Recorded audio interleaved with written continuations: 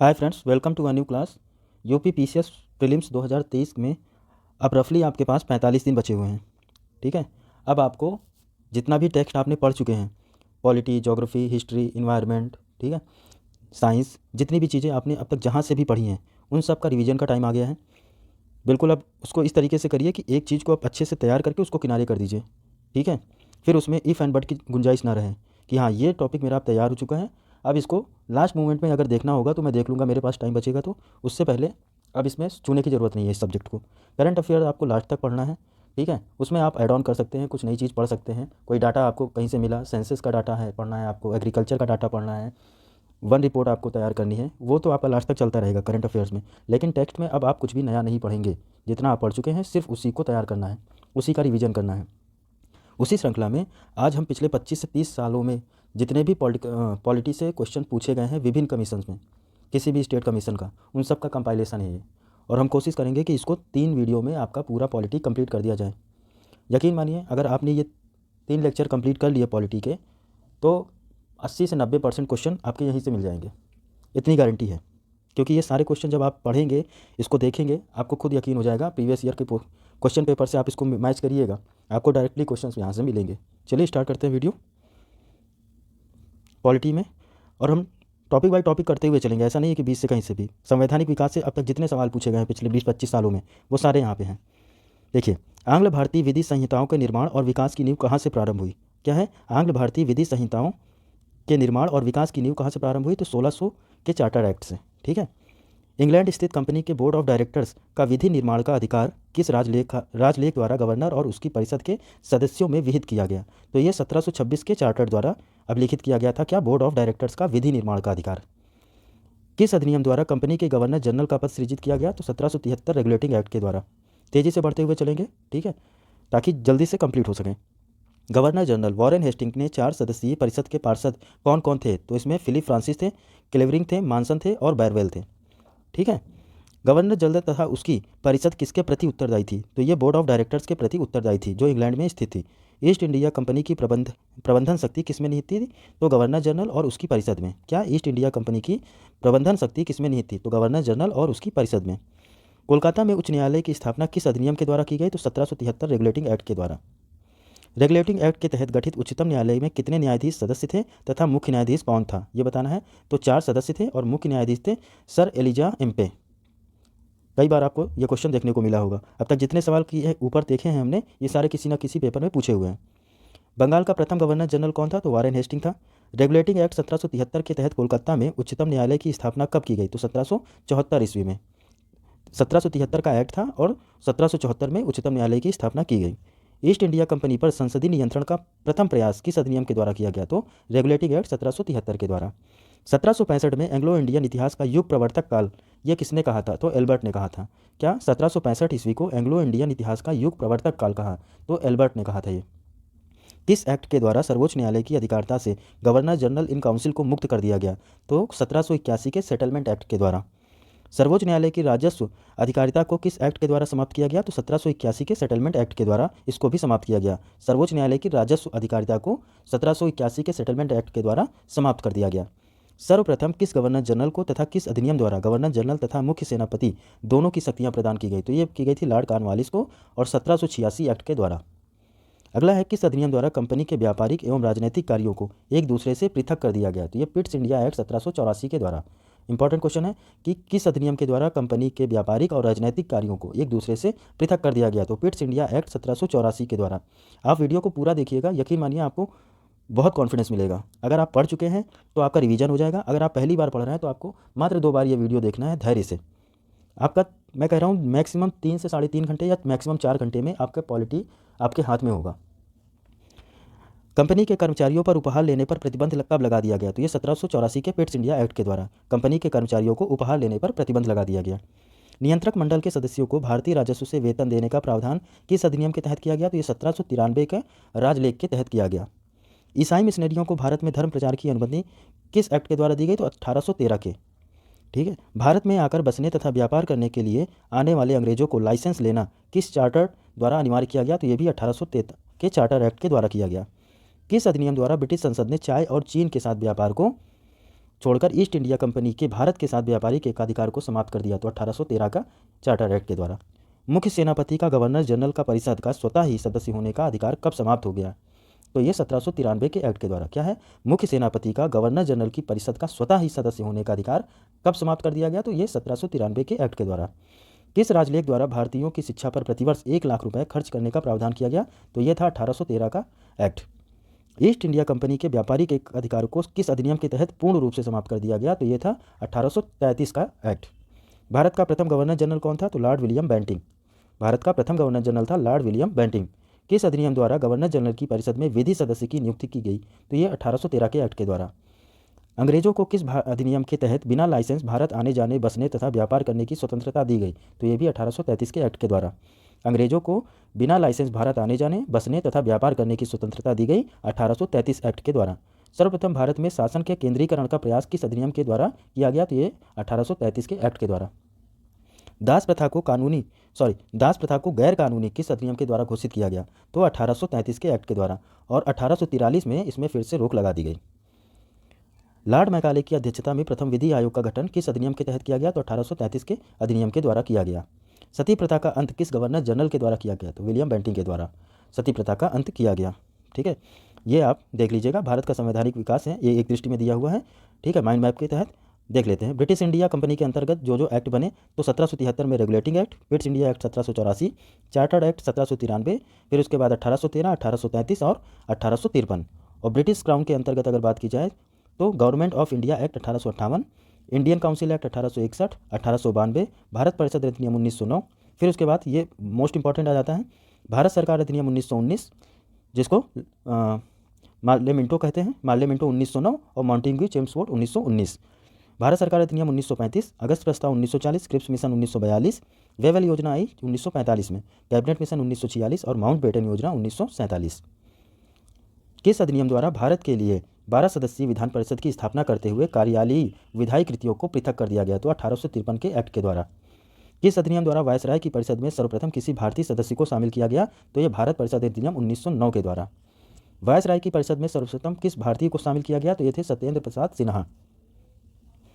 भारतीय विधान परिषद में क्षेत्रीय प्रतिनिधित्व का सिद्धांत किस एक्ट के द्वारा लागू किया गया, तो 1853 एक्ट के द्वारा। भारत विधान परिषद में क्षेत्रीय प्रतिनिधित्व का सिद्धांत लागू किया गया 1853 राजलेख के द्वारा। विधि सदस्य को कब गवर्नर जनरल की कार्यकारी का पूर्ण सदस्य बना दिया गया, तो 1853 में। क्या विधि सदस्य को गवर्नर जनरल की कार्यकारिणी का पूर्ण सदस्य बना दिया गया 1853 में।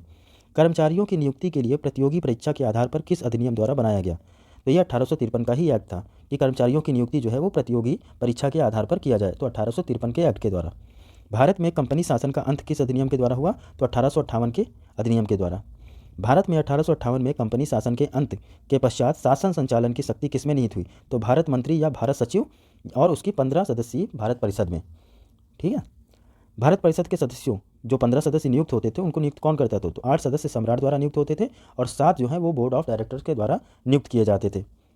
भारतीय मामलों पर किस अधिनियम द्वारा सीधे ब्रिटिश संसदीय नियंत्रण स्थापित हुआ, तो 1858 के एक्ट के द्वारा। पिट्स इंडिया एक्ट 1784 द्वारा बोर्ड ऑफ डायरेक्टर्स तथा बोर्ड ऑफ कंट्रोल को किस अधिनियम द्वारा समाप्त कर दिया गया, तो यह 1858 के एक्ट के द्वारा समाप्त किया गया।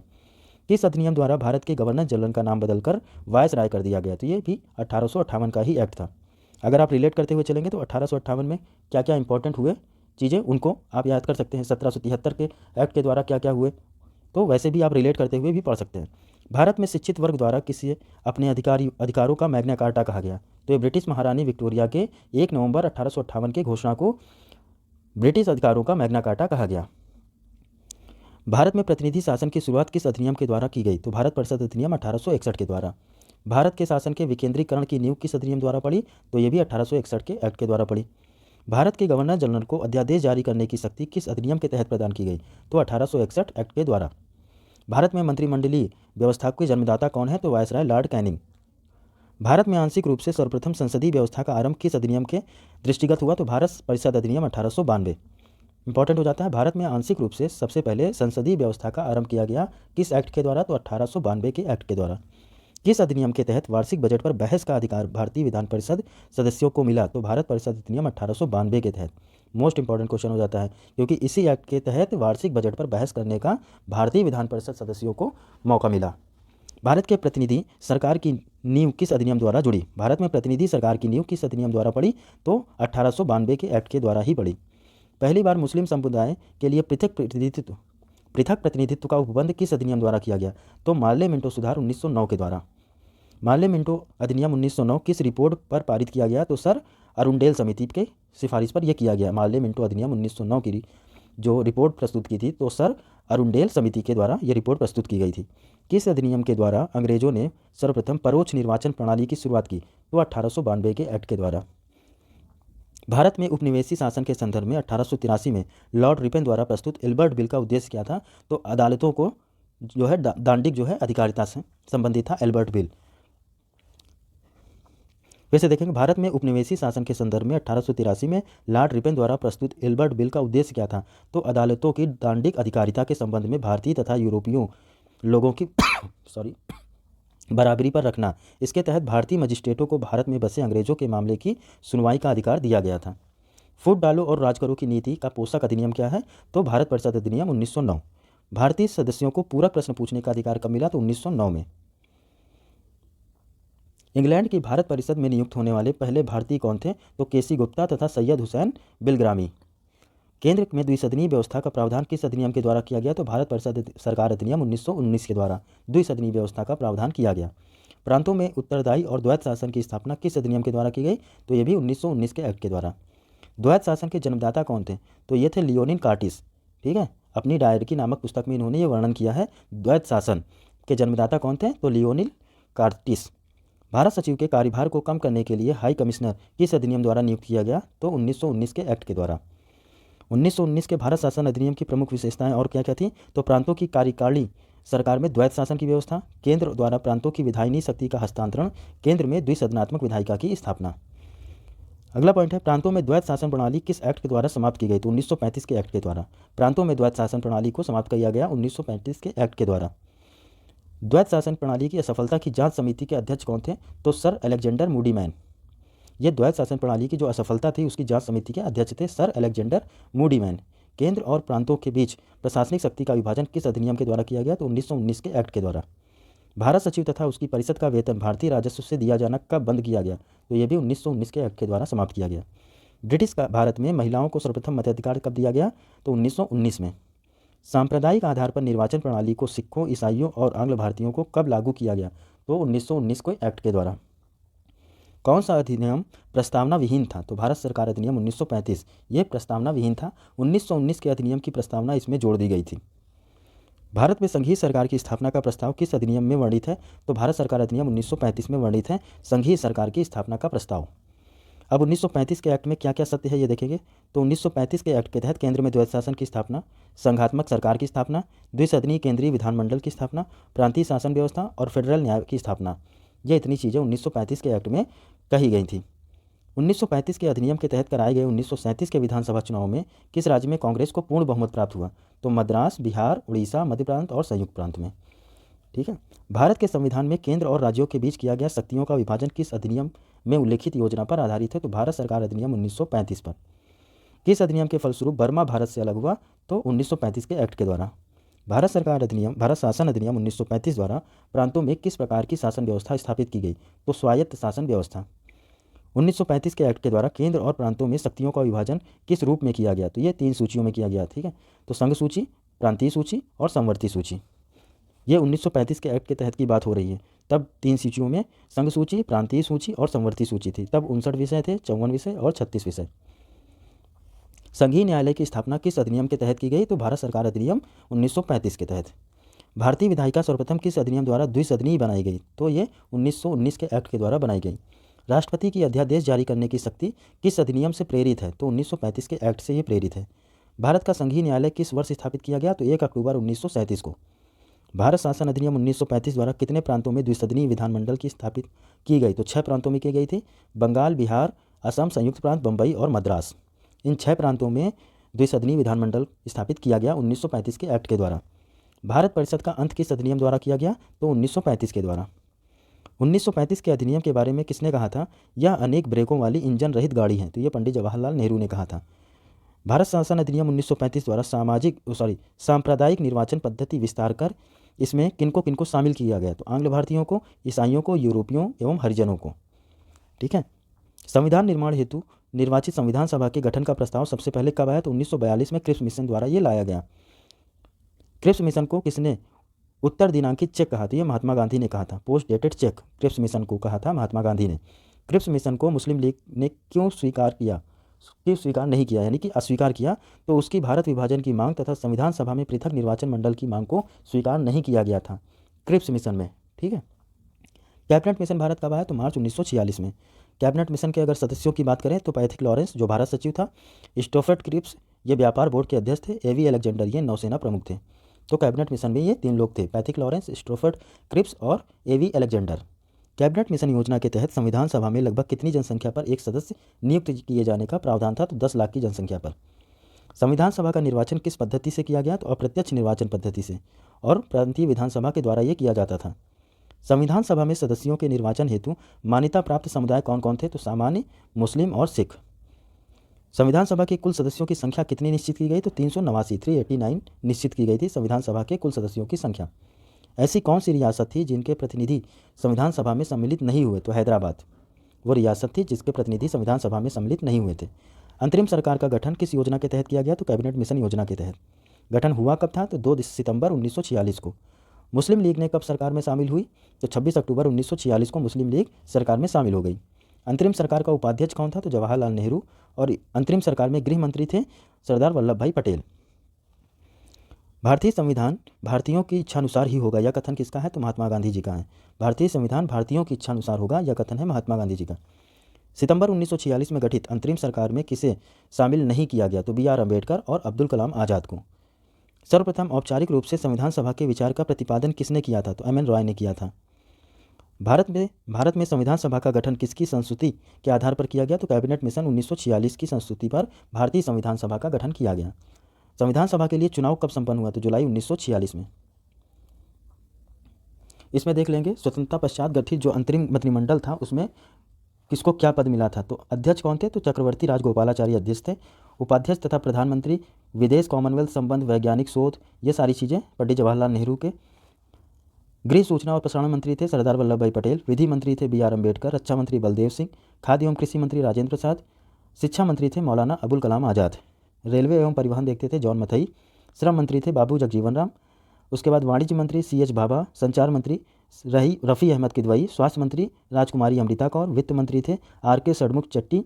उद्योग एवं आपूर्ति मंत्री थे श्यामा प्रसाद मुखर्जी। कार्य, खदान एवं ऊर्जा मंत्री थे N.V. गाडगिल। ठीक है। संविधान सभा के चुनाव में कांग्रेस को कितनी सीटें मिली, तो 208 सीटों पर। मुस्लिम लीग को 73 सीटें मिली थी। ठीक है, और कांग्रेस को 208 सीटें मिली थी। किस योजना के तहत भारत और पाकिस्तान के विभाजन को स्वीकार किया गया, तो माउंटबेटन योजना के आधार पर। 30 जून 1948 तक अंग्रेजों द्वारा भारत छोड़ने की घोषणा किस ब्रिटिश प्रधानमंत्री द्वारा की गई, तो उस समय ब्रिटिश प्रधानमंत्री थे क्लीमेंट एटली। भारत और पाकिस्तान का विभाजन किस अधिनियम के तहत पारित हुआ, तो भारतीय स्वतंत्रता अधिनियम 1947 के तहत। भारतीय स्वतंत्रता अधिनियम ब्रिटिश संसद द्वारा कब पारित हुआ, तो 18 जुलाई 1947 को। 18 जुलाई 1947 को भारतीय स्वतंत्रता अधिनियम ब्रिटिश संसद से पारित किया गया। प्रिवी काउंसिल थी वह परिषद जिसे तत्कालीन ब्रिटिश सम्राट ने मूलतः शासन कार्यों के संचालित हेतु चुना था। प्रिवी काउंसिल, ठीक है, ये वो थी कि वह परिषद जिसे तत्कालीन ब्रिटिश सम्राट ने मूलतः शासन कार्यों के संचालन हेतु चुना था। संविधान सभा में सर्वाधिक प्रतिनिधित्व किस प्रांत का था, तो संयुक्त प्रांत का था सबसे ज़्यादा। फिर दूसरे और तीसरे नंबर पर बात करें तो मद्रास और बिहार। तो संयुक्त प्रांत पहले स्थान पर, मद्रास दूसरे पर और बिहार तीसरे पे। संविधान सभा की प्रारूप समिति के सदस्य कौन कौन थे, एक बार देखेंगे तो B.R. अम्बेडकर अध्यक्ष थे। गोपाल स्वामी अयंगर, K.M. मुंशी, अल्लादी कृष्णा स्वामी अय्यर, सैयद मोहम्मद सादुल्ला, B.L. मित्र थोड़े समय बाद हटाए गए और इनके स्थान पर कौन आ गए, N. माधव राव। ठीक है, और D.B. खेतान। इनकी जब मृत्यु हो गई तो उसके बाद आए कृष्णामाचारी। 1946 में निर्मित अंतरिम सरकार में कार्यपालिका परिषद के उपसभापति थे जवाहरलाल नेहरू। कब भारत को एक संविधान देने का प्रस्ताव यानी कि उद्देश्य प्रस्ताव संविधान सभा द्वारा पारित किया गया, तो 22 जनवरी 1947 को। B.R. अम्बेडकर का संविधान सभा में निर्वाचन किस प्रांत से हुआ था, तो बम्बई प्रेसिडेंसी से।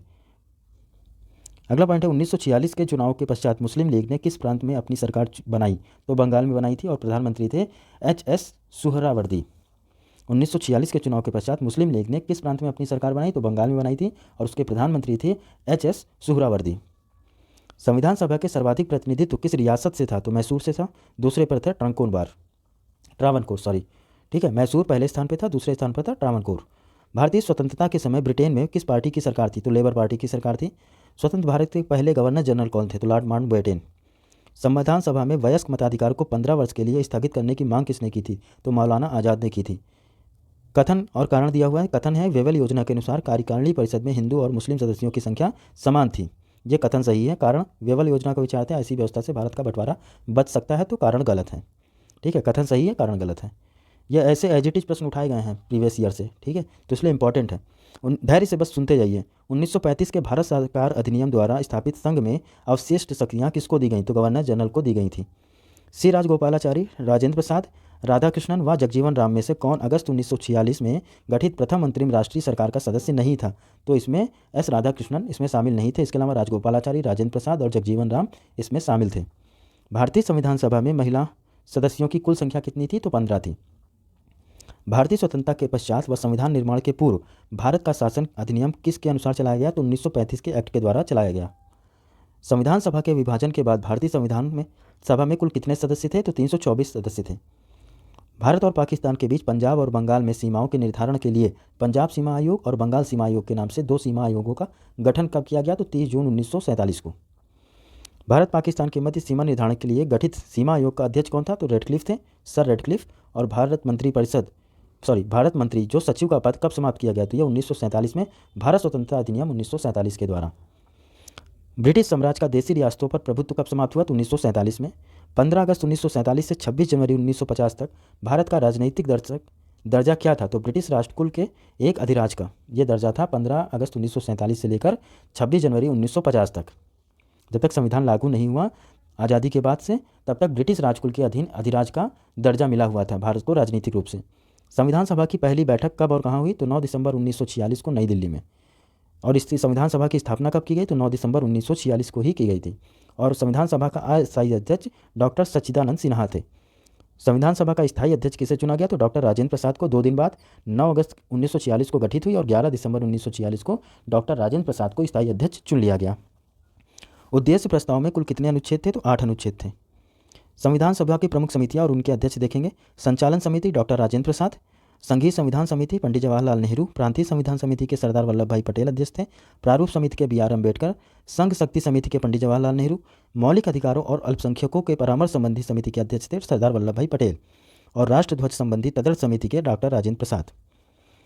इसके अलावा अगर बात करें मौलिक अधिकारों और अल्पसंख्यकों के संबंधी परामर्श समिति के 2 उपसमितियां भी थी। तो मौलिक अधिकार उपसमिति के अध्यक्ष थे JV कृपलानी और अल्पसंख्यक उपसमिति के उपाध्यक्ष थे HC मुखर्जी।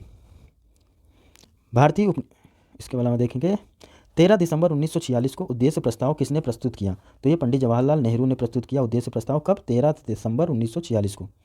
उद्देश्य प्रस्ताव को संविधान सभा द्वारा कब स्वीकृत किया गया? तो 22 जनवरी 1947 को। स्वतंत्र भारत की संविधान सभा का अध्यक्ष कौन था? डॉक्टर राजेंद्र प्रसाद। डॉक्टर अंबेडकर की अध्यक्षता में 7 सदस्यीय प्रारूप समिति का गठन हुआ 29 अगस्त 1947 को। प्रारूप समिति के सदस्य DP खेतान की मृत्यु के बाद उनके स्थान पर कौन सदस्य बना? तो कृष्णामाचारी, T कृष्णामाचारी। संघ समिति का अध्यक्ष कौन था? तो पंडित जवाहरलाल नेहरू। प्रांतीय समिति का अध्यक्ष था सरदार वल्लभ भाई पटेल थे। अल्पसंख्यक और मूलाधिकार समिति के भी अध्यक्ष थे सरदार वल्लभ भाई पटेल। संवैधानिक सलाहकार हमारे थे VN राव। ठीक है। स्वतंत्रता के पश्चात संविधान सभा की पहली बैठक कब हुई? तो यह हुई 14 अगस्त 1947 को। किसने सुझाव दिया कि भारत की स्वतंत्रता के बाद भारतीय राष्ट्रीय कांग्रेस को एक राजनीतिक दल के रूप में भंग कर दिया जाना चाहिए? यह कथन था महात्मा गांधी जी का। ठीक है। अब संविधान सभा के उपाध्यक्ष कौन थे? HC मुखर्जी। प्रारूप समिति के मूलतः एकमात्र कांग्रेसी सदस्य कौन थे? तो KM मुंशी थे। राजस्थान की रियासतों का प्रतिनिधित्व करने वाला संविधान सभा के सदस्य TT कृष्णामाचारी। और संघ समिति के अध्यक्ष कौन थे? जवाहरलाल नेहरू। जनगण मन को भारत के राष्ट्रगान के रूप में कब अपनाया गया? तो 24 जनवरी 1950 को। भारत शासन द्वारा अशोक चक्र को राजकीय चिन्ह कब अंगीकृत किया गया? तो ये 26 जनवरी 1950 को। भारत पाक विभाजन के पश्चात भारतीय संविधान सभा के सदस्यों की संख्या घटकर कितनी रह गई? तो 299 रह गई। ठीक है। 229 उसमें से प्रांतों से थे और 70 जो है वो देशी रियासतों से थी। संविधान सभा द्वारा प्रारूप संविधान पर कुल कितने वाचन के पश्चात अंतिम रूप दिया गया? तो 3 वाचन हुए थे। ठीक है। अब डेट इतनी एग्जैक्ट आपको याद रखने की जरूरत नहीं है। संविधान निर्माण हेतु संविधान सभा में कुल कितने अधिवेशन हुए? तो 11 अधिवेशन हुए थे कुल, किंतु संविधान पर हस्ताक्षर की बैठक को शामिल करने पर 12 बैठकें हो जाती हैं। ठीक है। वैसे तो 11 अधिवेशन हुए थे, लेकिन जब हस्ताक्षर के लिए बैठक की गई तो उसको अगर ऐड कर लिया जाए तो 12 अधिवेशन हो जाएंगे। संविधान सभा द्वारा कुल कितने दिन संविधान के प्रारूप का विचार विमर्श किया गया? तो 114 दिनों तक विचार विमर्श किया गया। भारतीय संविधान को संविधान सभा द्वारा कब अंगीकृत किया गया? तो ये किया गया 26 नवंबर 1949 को। ठीक है, कितना टाइम लगा संविधान निर्माण में? तो 2 साल 11 महीने और 18 दिन। अंतिम बैठक संविधान सभा की कब हुई? तो 24 जनवरी 1950 को। संविधान सभा की पहली बैठक कब और किस अस्थायी अध्यक्ष की अध्यक्षता किसने की? संविधान सभा की पहली बैठक कब और किस अस्थायी अध्यक्ष की अध्यक्षता में हुई? तो बैठक हुई 9 दिसंबर 1946 को और इसके अस्थायी अध्यक्ष थे डॉक्टर सच्चिदानंद सिन्हा। संविधान सभा द्वारा भारतीय संविधान पर हस्ताक्षर कब किया गया? तो 24 जनवरी 1950 को। भारतीय अधिराज्य के लिए संविधान सभा को कब संप्रभु संविधान सभा घोषित किया गया? तो 14 अगस्त 1947 को। भारतीय उपनिवेश के लिए संप्रभुता संपन्न संविधान सभा के प्रथम अध्यक्ष कौन थे? तो डॉक्टर राजेंद्र प्रसाद थे। ठीक है, डॉक्टर राजेंद्र प्रसाद को संविधान सभा द्वारा भारत का प्रथम राष्ट्रपति कब चुना गया? तो ये 24 जनवरी 1950 को। और भारतीय संविधान अगर लागू पूछे तो ये लागू हुआ 26 जनवरी 1950 को। अब संविधान को 26 जनवरी के दिन लागू करने का निर्णय क्यों लिया गया? तो कांग्रेस ने इस तिथि को 1930 में स्वतंत्रता दिवस के रूप में मनाया था, इसीलिए 26 जनवरी को यह तय किया गया संविधान को लागू करने का। अधोलिखित कथन सत्य है ये है? तो भारत की संविधान सभा ने राष्ट्रीय ध्वज का प्रारूप 22 जुलाई 1947 को अपनाया था, सही है। राष्ट्रीय ध्वज के बीच चक्र में 24 तीलियां हैं, सही है। राष्ट्रीय ध्वज की लंबाई और चौड़ाई का अनुपात 3:2 है, ये भी सही है। संविधान निर्मात्री परिषद की झंडा समिति के अध्यक्ष कौन है? तो डॉक्टर राजेंद्र प्रसाद। अब कथन और कारण है। भारत का संविधान देश की आवश्यकताओं की पूर्ति करता है, कथन सही है। इसको एक गृहीत संविधान कहा गया है, तो कारण भी सही है, लेकिन व्याख्या नहीं कर रहा है। मूल भारतीय संविधान में कुल कितने अनुच्छेद, अनुसूचियां व भाग थे? तो 395 अनुच्छेद थे, 8 अनुसूचियां थी और 22 भाग थे। भारतीय संविधान में उसके लागू किए जाने के संबंध में प्रावधान दिया गया है, तो आर्टिकल 394 के तहत। भारत में किस तिथि को विधि दिवस के रूप में मनाया जाता है? तो 26 नवंबर को। किसने कहा था कि संविधान सभा कांग्रेस थी और कांग्रेस भारत थी? ये जी ऑस्टिन का कथन है। संविधान सभा कांग्रेस थी और कांग्रेस भारत थी, ये जी ऑस्टिन का कथन है। संविधान सभा के संवैधानिक सलाहकार कौन थे? तो वी एन राव थे। अपनी राष्ट्रवादी प्रतिक्रिया में भारतीय संविधान के निर्माताओं ने अल्पसंख्यकों के हितों तथा भावनाओं के महत्व को कम करके आंका, यह कथन है आइवर जेनिंग्स का। अगला टॉपिक आ जाता है उद्देशिका और विशेषताएं, प्रियम्बल एंड फीचर्स। चलिए, पहला पॉइंट है, किस वाद में यह कहा गया कि संविधान की उद्देशिका का अंग नहीं है? तो ये इनरी बेरुबारीवाद 1960 के मामले में कहा गया कि संविधान की उद्देशिका उसका अंग नहीं है। संविधान निर्माताओं के विचार में जानने की कुंजी किसने कहा? संविधान निर्माताओं के विचारों को जानने की कुंजी किसको कहा गया है? तो उद्देशिका को कहा गया है कि संविधान निर्माताओं का विचार क्या था। अगर उसको जानना है तो उद्देशिका को पढ़ लो, आप समझ जाओगे। किस मामले में यह कहा गया कि प्रस्तावना संविधान का भाग है? तो केशवानंद भारती बनाम केरल राज्य 1973। भारतीय संविधान की प्रस्तावना में वर्तमान भारत को किस रूप में घोषित किया गया है? तो संपूर्ण प्रभुत्व संपन्न समाजवादी पंथनिरपेक्ष लोकतंत्रात्मक गणराज्य के रूप में प्रस्तुत किया गया है भारतीय संविधान की प्रस्तावना में वर्तमान में। भारत के संदर्भ में धर्मनिरपेक्ष शब्द का सही भाव क्या है? तो भारत में राज्य का अपना कोई धर्म नहीं है, ये उसका सही भाव है धर्मनिरपेक्ष का। 26 नवंबर 1949 को अंगीकृत भारतीय संविधान की प्रस्तावना में समाजवादी पंथनिरपेक्ष अखंडता तथा गणराज्य में से कौन सा शब्द सम्मिलित नहीं था? तो समाजवादी पंथनिरपेक्ष और अखंडता। 42वें संविधान संशोधन 1976 के द्वारा उद्देशिका में समाजवादी पंथनिरपेक्ष और अखंडता शब्द जोड़ा गया। सभी भारत में राजनीतिक व्यवस्था के मूल लक्षण है, ये देखना है। तो यह एक लोकतांत्रिक गणतंत्र है, इसमें संसदात्मक रूप की सरकार है, सर्वोच्च सत्ता भारत की जनता में निहित है और भारत एक प्रभुसत्ता संपन्न राज्य है।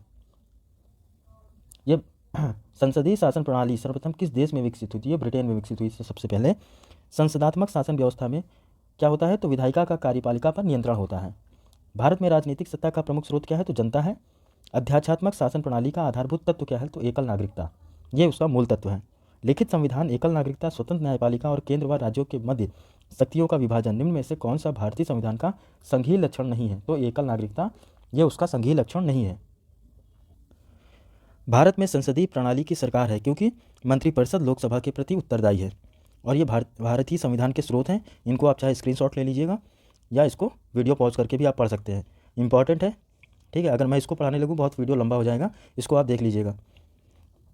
भारत के संदर्भ में संसदीय शासन प्रणाली में अधोलिखित सिद्धांत संस्थागत रूप में निहित है। तो मंत्रिमंडल के सदस्य संसद के सदस्य होते हैं। जब तक मंत्रियों को संसद का विश्वास प्रस्ताव रहता है तब तक ही वे अपने पद पर बने रहते हैं। अध्यात्मात्मक शासन प्रणाली की विशेषताएं देखेंगे तो कार्यकारिणी का प्रमुख राष्ट्रपति होता है। राष्ट्रपति अपने मंत्रिपरिषद का चयन स्वयं करता है। राष्ट्रपति व्यवस्थापिका को भंग नहीं कर सकता और समस्त कार्यपालिका शक्तियां राष्ट्रपति में निहित होती हैं। तो ये उसकी विशेषताएं हैं अध्यात्मात्मक शासन की। भारत में प्रजातंत्र इस तथ्य पर आधारित है कि जनता को सरकारों को चुनने तथा बदलने का अधिकार प्राप्त है। कथन और कारण देखेंगे। कथन कह रहा है कि भारत के संविधान में एक संघीय प्रणाली का प्रावधान है, बिल्कुल सही। उसे एक बहुत शक्तिशाली केंद्र की रचना की गई है, तो कारण भी सही है, लेकिन स्पष्टीकरण नहीं है। अगला है भारतीय संविधान अर्धसंघात्मक है, बिल्कुल ठीक। भारतीय संविधान ना तो संघात्मक है ना ही एकात्मक है, तो ये भी सही है और व्याख्या भी कर रहा है, दोनों एक ही चीज़ को पुष्टि कर रहे हैं। किसका कथन है कि भारतीय संविधान अधिक कठोर तथा अधिक लचीले के मध्य का एक अच्छा संतुलन स्थापित करता है, तो ये केसी वियर ने कहा था। ठीक है, कि भारतीय संविधान अधिक कठोर तथा अधिक लचीले के मध्य एक अच्छा संतुलन स्थापित करता है। यह किसने विनिर्धारित किया था कि भारत का संविधान एक परिसंघीय संविधान है, तो केंद्र और राज्यों के बीच शक्तियों के विवरण से। भारत एक गणतंत्र है, तो इसका मतलब क्या है कि भारत में वंशानुगत शासन नहीं है। राज्यसभा के गठन में प्रतिभा, अनुभव और सेवा के प्रतिनिधित्व देने के भारतीय संविधान निर्माता किस देश से प्रभावित हुए थे? फिर से देखेंगे, राज्यसभा के गठन में प्रतिभा, अनुभव और सेवा को प्रतिनिधित्व देने में भारतीय संविधान निर्माता किस देश से प्रभावित हुए? तो आयरलैंड के संविधान से प्रभावित हुए थे। किसने कहा था भारत अर्धसंघात्मक राज्य है? तो केसी वियर ने कहा था। कथन है भारत का राष्ट्रपति परोक्षतः निर्वाचित होता है, ठीक है, प्रत्यक्ष रूप से तो उसका चुनाव होता नहीं है राष्ट्रपति का। और कारण क्या है कि भारत में संसदीय प्रणाली को गणतंत्रवाद से साथ जोड़ा गया है, तो कारण भी सही है और व्याख्या भी कर रहा है। भारत के संविधान का संघीय लक्षण क्या है, ये पूछा हुआ है, तो केंद्र और राज्यों के बीच शक्ति का बंटवारा, पूर्ण रूप से लिखित संविधान, संविधान की सर्वोच्चता और स्वतंत्र न्यायपालिका, ये संघीय लक्षण है भारत के संविधान के।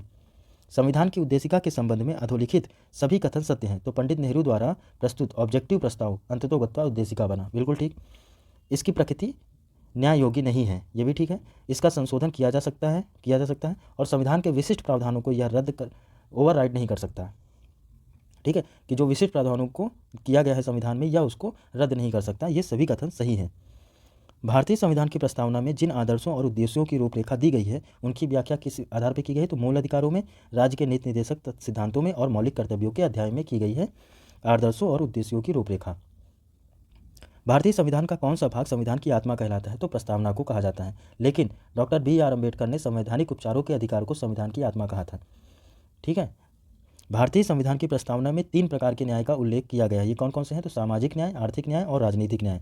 बहुत इंपॉर्टेंट है पॉइंट ये, कि भारत की प्रस्तावना में 3 प्रकार के न्यायों का उल्लेख है, सामाजिक न्याय, आर्थिक न्याय और राजनीतिक न्याय। भारत के संविधान के आमुख यानी कि प्रियम्बल का लक्ष्य उसके सभी नागरिकों के लिए सुनिश्चित करता है क्या? तो ये सुनिश्चित करता है सामाजिक, राजनीतिक और आर्थिक न्याय, विचार अभिव्यक्ति, विश्वास, धर्म और उपासना की स्वतंत्रता, अवसर की समानता और व्यक्ति की प्रतिष्ठा, ये सभी चीज़ों को सुरक्षित करता है। भारत की संसदीय शासन प्रणाली और ब्रिटेन की संसदीय शासन प्रणाली में क्या अंतर है? तो न्यायिक समीक्षा, ये अंतर है भारत की संसदीय प्रणाली में और ब्रिटेन की संसदीय प्रणाली में। भारत के संविधान में उद्देशिका का विचार लिया गया है, तो कहाँ से? USA के संविधान से। अब ये सुमेलित है, विधि का शासन इंग्लैंड से, विधि द्वारा स्थापित प्रक्रिया ये जापान से ली गई है, राष्ट्रपति के विचारार्थ राज्यपाल द्वारा विधेयक सुरक्षित रखना ये कनाडा के संविधान से लिया गया है, और अगर उभयनिष्ठ सूची की बात करें तो ये ऑस्ट्रेलिया के संविधान से लिया गया है, ठीक है। भारतीय राजनीतिक व्यवस्था में कौन सर्वोच्च है? तो संविधान सर्वोच्च है। भारत में जुडिशियल रिव्यू की संकल्पना किस देश से ली गई है? तो USA के संविधान से लिया गया है। अब ये देखा, मूलाधिकार संयुक्त राज्य अमेरिका से, शासन की संसदीय प्रणाली ग्रेट ब्रिटेन से, आपात उपबंध जर्मनी के वीमर संविधान से और DPSP आयरलैंड से। जब ये आप लिस्ट देखेंगे तो ये सारे क्वेश्चन आपके आराम से हो जाएंगे, ये लिस्ट, ठीक है। यहाँ पर यही दिया गया है कि किस देश के संविधान से कौन कौन सा भाग लिया गया है, और यही क्वेश्चन के रूप में आपसे पूछा गया है। भारत में राजनीतिक सत्ता का प्रमुख स्रोत क्या है? तो जनता, हम भारत के लोग, ये राजनीतिक सत्ता का प्रमुख स्रोत है। न्यायिक पुनरावलोकन की व्यवस्था किन 2 देशों से पाई जाती है? तो भारत और USA में ही पाई जाती है जुडिशियल रिव्यू की व्यवस्था। भारतीय संविधान को आवश्यकता से अधिक कठोर संविधान किसने कहा? तो आइवर जेनिंग्स ने कहा था। भारतीय संघवाद को सहकारी संघवाद किसने कहा? तो G. ऑस्टिन ने कहा था ये। और लिखित संविधान का प्रारंभ किस देश में हुआ? तो सबसे पहले अमेरिका में लिखित संविधान का प्रारंभ हुआ। भारतीय संविधान में मौलिक कर्तव्यों का विचार लिया गया है, तो रूस के संविधान से। 2 टॉपिक हो गए। अगला टॉपिक हमारा है संघ और राज्य क्षेत्र। तो भाषाई आधार पर सर्वप्रथम किस राज्य का गठन हुआ? तो आंध्र प्रदेश का हुआ 1 अक्टूबर 1953 को, भाषाई आधार पर, ठीक है। संविधान के प्रमुख अनुच्छेद के अनुसार भारत राज्यों का यूनियन है। किस अनुच्छेद में भारत के राज्यों और उसके राज्य क्षेत्रों का उल्लेख किया गया है? तो अनुच्छेद 1 में। किस अनुच्छेद के अनुसार भारतीय संघ विदेशी राज्य क्षेत्र को अर्जित कर सकता है? तो 1(3)(ग) के तहत। संविधान सभा लागू होने के समय संघ में संबद्ध राज्यों की कितनी श्रेणियां थी? तो 4 श्रेणियां थी, आ, बा, सा, दा, ठीक है। संविधान लागू होने के समय संघ से संबद्ध राज्यों की 4 श्रेणियों में विभाजित किया गया था। भारतीय संविधान की प्रस्तावना के सिलसिले में सही क्रम क्या है? ये बहुत इंपॉर्टेंट क्वेश्चन है। सार्वभौमिक सत्ता संपन्न, समाजवादी, धर्मनिरपेक्ष, लोकतंत्रात्मक, गणतंत्र, ये इसका सही क्रम है। 7वें संविधान संशोधन 1956 द्वारा राज्यों की निर्धारित की गई श्रेणियां कितनी थी? तो 2 थी, राज्य और संघ राज्य क्षेत्र। यद्यपि यह संविधान संरचना की दृष्टि से परिसंघीय हो सकता है, परंतु कुछ निश्चित उद्देश्यों के प्रारूप समिति में इसे संघ कहा गया है। तो ये डॉक्टर बी.आर. अम्बेडकर ने कहा था। यद्यपि यह संविधान की संरचना की दृष्टि से परिसंघीय हो सकता है, परंतु कुछ निश्चित उद्देश्यों की प्रारूप समिति ने इसे संघ कहा है। तो ये कथन है बी.आर. अम्बेडकर का। शून्यकाल संसदीय व्यवस्था किस देश की देन है? तो भारत की देन है।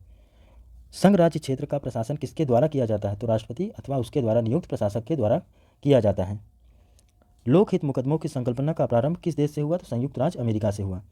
यदि भारतीय संघ में एक नए राज्य का सृजन किया जाना है तो संविधान की किस अनुसूची में संशोधन करना आवश्यक है? तो पहली अनुसूची में संशोधन किया जाएगा अगर एक नए राज्य का सृजन किया जाता है। तो हम भारत के लोग, we the people of India शब्द का प्रयोग संविधान में कहाँ किया गया है? तो प्रस्तावना में किया गया है।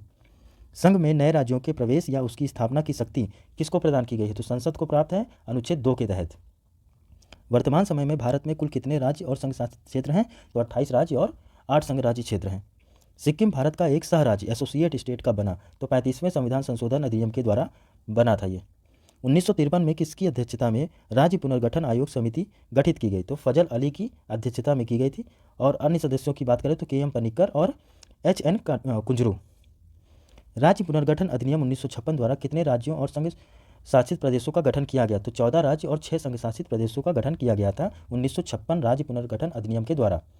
भारतीय संविधान के तहत संघ के अंतर्गत कितने प्रकार के क्षेत्र सम्मिलित किए जाते हैं? तो 3 प्रकार के, राज्य के राज्य क्षेत्र, संघ राज्य क्षेत्र और ऐसे अन्य क्षेत्र जो अर्जित किए गए हैं। 56वां संविधान संशोधन 1987 द्वारा 25वां राज्य का दर्जा किसको मिला? तो गोवा को मिला। 36वें संविधान संशोधन 1975 की बात करें तो 22वां राज्य बना था हमारा सिक्किम। किस संविधान संशोधन अधिनियम द्वारा दिल्ली को राष्ट्रीय राजधानी क्षेत्र का दर्जा मिला? तो 69वां संविधान संशोधन अधिनियम 1991 के द्वारा। मोस्ट इंपॉर्टेंट क्वेश्चन है, बहुत बार रिपीट किया गया है। पौंडीचेरी को संविधान के किस संशोधन द्वारा भारत में शामिल किया गया? पौंडीचेरी को तो 14वें संविधान संशोधन 1962 के द्वारा। भारतीय संविधान के उद्देश्यों को प्रतिबिंबित करने वाला कौन सा भाग है? तो संविधान की प्रस्तावना। जहां संविधान की भाषा संदिग्ध या अस्पष्ट है वहां संविधान निर्माताओं के आशय को जानने के लिए किसका अध्ययन करना आवश्यक है? तो प्रस्तावना का अध्ययन करना आवश्यक है। इस अनुच्छेद के तहत भारत द्वारा अर्जित कोई राज्य क्षेत्र किसी वर्तमान राज्य में सन्निविष्ट किया जा सकता है? तो अनुच्छेद 3 का या 3 खा के तहत। किसी नए राज्य को गठित करने तथा वर्तमान राज्यों की सीमाओं में परिवर्तन करने के वाले विधेयक को पारित करने के लिए संसद किस प्रकार का बहुमत अपेक्षित करती है? तो सामान्य बहुमत का। मोस्ट इंपॉर्टेंट क्वेश्चन है, अगर किसी नए राज्य को गठित करने या वर्तमान राज्यों की सीमाओं में परिवर्तन करने वाला विधेयक पारित होता है संसद में तो उसको सामान्य बहुमत से पारित कर दिया जाता है। किस अनुच्छेद के तहत संसद को नए राज्यों की स्थापना तथा वर्तमान राज्यों की क्षेत्र सीमाओं या नामों में परिवर्तन करने की शक्ति है? तो अनुच्छेद 3 को। अनुच्छेद 3 के अधीन राज्यों के संबंध में संसद को कितनी तथा कौन कौन सी शक्तियां प्राप्त हैं? तो 4 शक्तियां प्राप्त हैं। संसद किसी भी राज्य का क्षेत्र बढ़ा सकेगी, राज्य का क्षेत्र घटा सकती है, राज्य की सीमाओं में परिवर्तन कर सकती है और राज्य के नाम को परिवर्तित कर सकती है। ठीक है, फिर से देखेंगे, इंपॉर्टेंट है कि अनुच्छेद 3 के अधीन राज्यों के संबंध में संसद की कौन कौन सी शक्तियां हैं? तो 4 प्रकार की शक्तियां हैं। संसद क्या कर सकती है कि राज्य का क्षेत्र बढ़ा सकती है, राज्य का क्षेत्र घटा सकती है, राज्य की सीमाओं में परिवर्तन कर सकती है और राज्यों के नामों में परिवर्तन कर सकती है। किसी नए राज्य के निर्माण या वर्तमान राज्य की सीमाओं या नाम के परिवर्तन संबंधी कोई विधेयक संसद के किसी सदन में प्रस्तुत किए जाने के लिए किसकी सिफारिश की आवश्यकता होगी? तो राष्ट्रपति की सिफारिश की आवश्यकता होगी। ऐसा विधेयक जिसमें किसी राज्य के क्षेत्र, सीमा तथा नाम में परिवर्तन प्रस्तावित है तो राष्ट्रपति द्वारा किसको विचारार्थ भेजा जाएगा? तो संबंधित राज्य के विधानमंडल को ये भेजा जाएगा। जम्मू कश्मीर पुनर्गठन अधिनियम 2019 के अंतर्गत 2 नए केंद्र शासित प्रदेश जम्मू कश्मीर और लद्दाख प्रवर्तन में कब आए? तो यह 31 अक्टूबर 2019 को। किस संविधान संशोधन द्वारा बेरूबाड़ी राज्य क्षेत्र पाकिस्तान को सौंपा था? तो ये सौंपा गया था 9वें संविधान संशोधन के द्वारा। ठीक है, अब ये इंपॉर्टेंट अनुच्छेद दिए हुए हैं इनको, और कौन से राज्यों को किस वर्ष उनको नए राज्यों का गठन किस वर्ष किया गया था ये दिया हुआ। तो इसका आप स्क्रीनशॉट लेके इसको आप अच्छे से देख लीजिएगा। एक बार भारत के संविधान को भागों को भी अच्छे से देख लीजिएगा। जैसे नागरिकता पूछ लिया तो आर्टिकल 5 से 11, मौलिक अधिकार 12 से 35, नीति निर्देशकता तो 36 से 51। ये आपको ऐसे ही तैयार करना है। संघ और राज्य क्षेत्र उसका तो आर्टिकल 1 से लेकर 4 तक, नागरिकता 5 से 11 तक, मौलिक अधिकार 12 से 35 तक, नीति निर्देशकता 36 से 51 तक, मूल कर्तव्य 51 का में, संघ की बात करेंगे तो 52 से 151। तो ऐसे ही आप इसको पूरा याद करेंगे। ठीक है, कथन दिया हुआ है किसी करार के तहत किसी भारतीय भूभाग को विदेशी सरकार को अध्यार्पित किए जाने के लिए संविधान में संशोधन किया जाना आवश्यक है। ये कथन कह रहा है कि किसी करार के तहत किसी भारतीय भूभाग को विदेशी सरकार को अध्यार्पित किए जाने के लिए संविधान में संशोधन किया जाना आवश्यक है। कथन ठीक है। कारण कह रहा है अनुच्छेद 3 राज्यों के क्षेत्रों में आंतरिक पुनर्योजन की व्यवस्था करता है, तो कारण भी सही है, तो दोनों सही हैं और व्याख्या भी कर रहा है। जूनागढ़ रियासत भारत में कैसे शामिल किया गया, तो जनमत संग्रह के तहत किया गया। हैदराबाद को किस तरीके से भारत में मिलाया गया, तो पुलिस कार्यवाही के द्वारा। कथन कह रहा है कि भारत संघ नहीं है, तो गलत हो गया, भारत तो संघ है। कारण क्या कह रहा है कि किसी भी राज्य का क्षेत्र सीमा उसकी सहमति के बिना भी परिवर्तित करने की शक्ति संघीय संसद को प्राप्त है, तो ये सही है बिल्कुल। अगला पॉइंट है किस अधिनियम के तहत केंद्र तथा राज्यों के मध्य विभिन्न राज्यों के मध्य परस्पर सहयोग के लिए क्षेत्रीय परिषदों का स्थापना की गई, तो राज्य पुनर्गठन आयोग 1956 की धारा 15 के अंतर्गत की गई थी क्षेत्रीय परिषदों की स्थापना। वर्तमान में देश में क्षेत्रीय परिषदों की संख्या कितनी है, तो 5 है। कौन कौन सी, उत्तर, मध्य, पूर्वी, पश्चिम और दक्षिण। ठीक है, तो 5 तरीके की हैं परिषदें। तो उत्तर सारी आप दिशाएं ले लीजिए और उसके बाद मध्य हो गया, पूरा, पश्चिम, उत्तरी, दक्षिणी और मध्य। ठीक है, प्रत्येक क्षेत्रीय परिषद किन्हें सम्मिलित किया जाता है, तो राष्ट्रपति द्वारा मनोनीत एक केंद्रीय मंत्री होता है, संबंधित क्षेत्र के राज्यों के मुख्यमंत्री, राज्यपाल द्वारा मनोनीत किए गए 2 अन्य मंत्री। इतने लोग शामिल होते हैं क्षेत्रीय परिषद में। राष्ट्रपति द्वारा मनोनीत एक केंद्रीय मंत्री होता है, संबंधित क्षेत्र के राज्यों के मुख्यमंत्री होते हैं तथा राज्यपाल द्वारा मनोनीत किए गए 2 अन्य मंत्री। दमन और दीव और दादर और नगर हवेली संयुक्त रूप से केंद्र शासित कब बने, तो 26 जनवरी 2020 को। अगला पॉइंट है हमारा नागरिकता। इसको हम देखेंगे भारतीय संविधान द्वारा किस प्रकार की नागरिकता की व्यवस्था की गई है, तो एकल नागरिकता है भारत में। भारतीय संविधान में शामिल इकहरी नागरिकता किस देश के संविधान से प्रेरित है, तो ब्रिटेन से प्रेरित है। प्रवासी भारतीयों को दोहरी नागरिकता देने की सिफारिश करने वाली उच्च स्तरीय समिति के अध्यक्ष कौन थे, तो लक्ष्मीमल सिंघवी थे, कि प्रवासी भारतीयों को दोहरी नागरिकता देने की सिफारिश इन्होंने की थी। किस समिति के सुझाव पर नागरिकता संशोधन विधेयक 2003 संसद द्वारा पारित किया गया, तो ये लक्ष्मीमल सिंघवी समिति के सुझाव पर ही किया गया था। दोहरी नागरिकता किस आधार पर प्रदान की जाएगी, तो प्रवासी भारतीय के आवेदन पर। दोहरी नागरिकता वाले प्रवासियों को कौन से अधिकार प्राप्त नहीं होंगे, तो लोकतांत्रिक व्यवस्था के तहत होने वाले निर्वाचनों में भाग लेने अथवा मतदान करने तथा रोजगार का अधिकार उनको प्राप्त नहीं होगा। लगातार कितने वर्ष तक भारत से बाहर रहने पर सरकार द्वारा नागरिकता समाप्त की जा सकती है, तो 7 वर्ष। भारतीय संविधान में नागरिकता संबंधी उपबंधों की विवेचना किस भाग में मिलती है, तो भारत के संविधान के भाग 2 में। ठीक है, आर्टिकल 5 से 11 नागरिकता में सम्मिलित है। नागरिकता संबंधी कुछ विशेष संरक्षण किए गए हैं, तो जनजातीय क्षेत्रों के लिए। नागरिकता संबंधी कुछ विशेष संरक्षण प्रदान किए गए हैं जनजातीय क्षेत्रों को। अधिवास द्वारा नागरिकता का उपबंध किस अनुच्छेद में किया गया है, तो अनुच्छेद 5 में। अधिवास द्वारा नागरिकता। ठीक है, किसी व्यक्ति के नागरिक बनने के लिए अधिवास के साथ ही क्या आवश्यक है, तो न्यूनतम 5 वर्ष तक देश में निवास की कंडीशन रखी गई है। प्रवासी भारतीयों को सीमित रूप से दी जाने वाली दोहरी नागरिकता को क्या कहा जाता है, तो overseas citizenship of India, OCI कहा जाता है। अवयस्क या अधिवास पिता का अधिवास होता है। अवयस्क का अधिवास पिता का अधिवास होता है तथा पत्नी अपने पति के अधिवास का अनुसरण करती है। यह किस वाद में विनिश्चित किया गया, तो करीमुन्निया बनाम मध्य प्रदेश राज्य में यह कहा गया था कि अवयस्क का अधिवास पिता का अधिवास होता है तथा पत्नी अपने पति के अधिवास का अनुसरण करती है, तो करीमुन्निया बनाम मध्य प्रदेश राज्य। विधवा अपने पूर्व पति का अधिवास तब तक रखती है जब तक वह स्वयं इसे परिवर्तित ना कर दे। यह किस वाद में अभी निर्धारित किया गया, तो यह किया गया था प्रकाश बनाम साहनीवाद में। अच्छा, पाकिस्तान से प्रव्रजन करने आए व्यक्तियों की नागरिकता संबंधी प्रावधान किसमें है, तो आर्टिकल 6 में है। पाकिस्तान के प्रव्रजन करके आए व्यक्तियों की नागरिकता संबंधी प्रावधान है आर्टिकल 6 में। पाकिस्तान से भारत आने वाले तथा भारत से पाकिस्तान जाने वालों के लिए अनुज्ञा पद्धति लागू किए जाने की तिथि क्या थी, तो 19 जुलाई 1948 थी वो। और भारत से पाकिस्तान में प्रव्रजन करने वाले व्यक्तियों की नागरिकता के संदर्भ में प्रावधान किस अनुच्छेद में है, तो अनुच्छेद 7 में है। अनुच्छेद 7 के तहत किस तिथि के पश्चात भारत से पाकिस्तान को प्रव्रजन करने वाले व्यक्ति को भारतीय नागरिकता नहीं माना जाएगा, तो 1 मार्च 1947 को यह तिथि रखी गई थी कि इस तिथि के पश्चात भारत से पाकिस्तान को प्रव्रजन करने वाले व्यक्ति को भारतीय नागरिक नहीं माना जाएगा। सर्वप्रथम किस वाद में उच्चतम न्यायालय ने प्रव्रजन शब्द की व्याख्या की, तो सन्नोबाई बनाम मंगल सेन के केस में इन्होंने सर्वोच्च न्यायालय ने कहा था। भारत में जन्म परंतु विदेश में रहने वाले व्यक्तियों को कुछ शर्तों के अधीन नागरिकता अधिकार देने का प्रावधान किस अनुच्छेद में है, तो आर्टिकल 8 में है। कहा गया कि भारत में जन्मे परंतु विदेश में रहने वाले व्यक्तियों को कुछ विशेष शर्तों के अधीन नागरिकता के अधिकार देने का प्रावधान आर्टिकल 8 के तहत किया गया है। यदि कोई व्यक्ति अपनी इच्छा से किसी विदेशी राज्य की नागरिकता अर्जित कर लेता है तो उसकी भारतीय नागरिकता समाप्त हो जाएगी। ये आर्टिकल 9 के तहत उपबंध किया गया है। संविधान लागू होने के पश्चात किसी विदेशी राज्य की नागरिकता अर्जित किए जाने के मामले में विनियमन करने वाला कौन सा कानून है, तो भारत नागरिकता अधिनियम 1955। भारतीय नागरिकता अधिनियम 1955 द्वारा भारतीय नागरिकता कितने प्रकार की प्राप्त की जा सकती है? तो 5 प्रकार से की जा सकती है। जन्म से, आव्रजन या वंश परंपरा से, रजिस्ट्रीकरण से, देशीकरण से या भूमि के अर्जन के द्वारा। इन 5 प्रकार से भारतीय नागरिकता अधिनियम 1955 के तहत भारतीय नागरिकता प्राप्त की जा सकती है। नागरिकता का अधिकार संसद द्वारा निर्मित विधि के अधीन होगा। यह किस अनुच्छेद में उपबंधित है? तो अनुच्छेद 10 में। अगला है, संसद को नागरिकता के अर्जन तथा समाप्ति एवं तत्संबंधी अन्य विषयों के संबंध में विधि निर्मात्री शक्ति किस अनुच्छेद में प्रदान की गई है? तो अनुच्छेद 11 में। नागरिकता अधिनियम 1955 में वर्ष 1986 ईस्वी में किए गए संशोधन में सम्मिलित किए गए उपबंध क्या हैं? तो व्यक्ति के जन्म के समय उसके माता या पिता में से किसी एक का भारत का नागरिक होना अनिवार्य बना दिया गया। ये नागरिकता अधिनियम 1955 में वर्ष 1986 में किए गए संशोधन के द्वारा कहा गया कि व्यक्ति के जन्म के समय उसके माता या पिता में से किसी एक का भारत का नागरिक होना अनिवार्य है। नागरिकता कानून संशोधन 1992 के द्वारा नागरिकता अधिनियम में जोड़ा गया उपबंध क्या था? तो भारत से बाहर पैदा होने वाले बच्चों को यदि उसकी माँ भारतीय है तो उसे वंश परंपरा से भारत की नागरिकता प्राप्त होगी।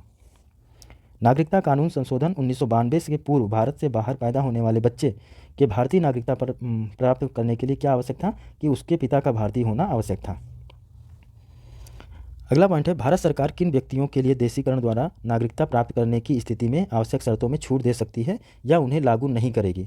तो विज्ञान, कला, दर्शन, साहित्य, विश्व शांति अथवा मानवीय प्रगति हेतु विशिष्ट सेवा करने वाले व्यक्तियों के लिए ये शर्तें लागू नहीं होंगी। भारतीय क्षेत्र में नया भूभाग सम्मिलित किए जाने पर कौन से व्यक्ति भारत में नागरिक होंगे? तो वे व्यक्ति जो भारत सरकार की विज्ञप्ति में एतद द्वारा उल्लिखित होंगे। ठीक है, जो भारत सरकार अपनी कंडीशन रखेगी उसके अंतर्गत अगर आप आ रहे हैं तो आपको भारतीय नागरिकता प्राप्त होगी। कितने प्रकारों से भारतीय नागरिकता का अंत हो सकता है? तो 3 प्रकार से, विदेशी नागरिकता ग्रहण करने पर, नागरिकता का त्याग करने पर और सरकार द्वारा वंचित किए जाने पर। इस 3 प्रकार से आपकी नागरिकता छीन सकती है। किन आधारों पर भारत सरकार किसी व्यक्ति को भारतीय नागरिकता से वंचित कर सकती है? तो भारत से निरंतर 7 वर्षों तक बाहर रहने पर, भारतीय महिला द्वारा किसी विदेशी पुरुष से विवाह करने पर तो आप भारत के नागरिक नहीं रहेंगे, युद्ध काल में शत्रु की सहायता करने पर आपकी नागरिकता छीन ली जाएगी, भारतीय संविधान के प्रति निष्ठा प्रदर्शित न करने पर, गलत तरीके से नागरिकता प्राप्त करने पर और पंजीकरण द्वारा नागरिकता प्राप्त करने के 5 वर्ष के भीतर किसी अन्य देश द्वारा 2 वर्ष की सजा पाने पर। इतने आधारों पर आपकी नागरिकता छीनी जाएगी। अगला पॉइंट है, नागरिकता संशोधन अधिनियम 2015 के अंतर्गत अधोलिखित भारतीय कार्डधारक प्रवासी नागरिक के रूप में पंजीकृत होने के लिए अर्ह है। तो एक अवयस्क बच्चा जिसके माता पिता में से दोनों या कोई एक भारतीय नागरिक हो, भारतीय नागरिक के विदेशी मूल की पत्नी अथवा भारतीय कार्डधारक विदेशी नागरिक की विदेशी मूल की पत्नी। ठीक है, क्या है? भारतीय नागरिक की विदेशी मूल की पत्नी अथवा भारतीय कार्डधारक विदेश नागरिक की विदेशी मूल की पत्नी। और क्या तीसरा क्या है कि एक व्यक्ति का परपोता या परपोती जो दूसरे देश का नागरिक है किंतु उसके पितामह या पितामही, ठीक है, पितामह या पितामही, मातामह या मातामही संविधान लागू होने के समय अथवा बाद में किसी समय भारतीय नागरिक था। इसमें आखिरी पॉइंट क्या है कि एक व्यक्ति का एक अवयस्क बच्चा कुछ शर्तों के साथ जो है वो भारतीय नागरिकता के लिए पंजीकृत हो सकता है। नागरिकता संशोधन अधिनियम 2019 के अंतर्गत 31 दिसंबर 2014 या उससे पहले अफगानिस्तान, बांग्लादेश, पाकिस्तान से भारत किन समुदायों को अवैध प्रवासी नहीं माना जाएगा? तो 6 समुदायों, ठीक है, हिंदू, सिख, बौद्ध, जैन, पारसी और ईसाई को। क्या है? फिर से देखते हैं, इंपॉर्टेंट पॉइंट है, नागरिकता संशोधन अधिनियम 2019 के अंतर्गत 31 दिसंबर 2014 या उससे पहले अफगानिस्तान, बांग्लादेश और पाकिस्तान से भारत हिंदू, सिख, बौद्ध, जैन, पारसी और ईसाई, ठीक है, इन समुदायों को अवैध प्रवासी नहीं माना जाएगा। नागरिकता संशोधन अधिनियम 2019 भारत में कब प्रवर्तन में आया? तो 10 जनवरी 2020 से।